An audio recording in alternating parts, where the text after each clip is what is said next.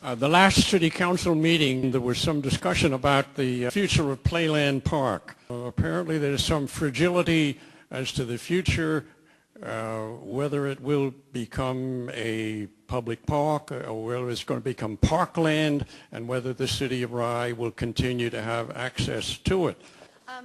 It's interesting. A long time ago I was on the Playland Commission, and same issue came up again. So I think, the important thing is we need to get that commission reactivated and make sure that people's views are heard, because no matter what goes down there, we got to make sure that Rye has a really strong say and that we're influential and we're part of that decision, because we need to protect our families that are on the streets. We hear complaints about noise, we hear complaints about trash.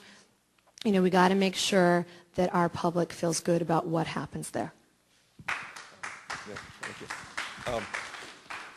This is a bit weird, but in my former life as CEO of Harker-Brace Jovanovich, I actually ran an amusement park. SeaWorld reported to me with about $1 billion in revenue. So I actually know an awful lot about parks and ride parks and the capital investment, and you don't hear all the details other than the fact that Playland can never make money.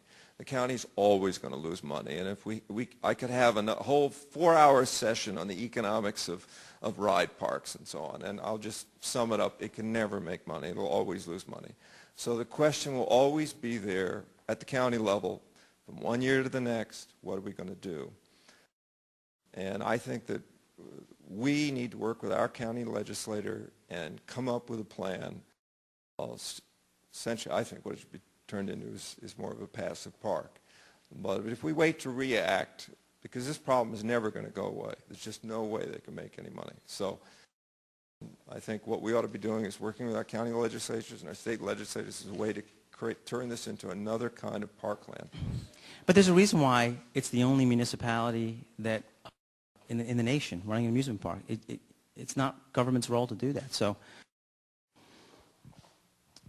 I do think, though, that we need to also ask the county for additional funding.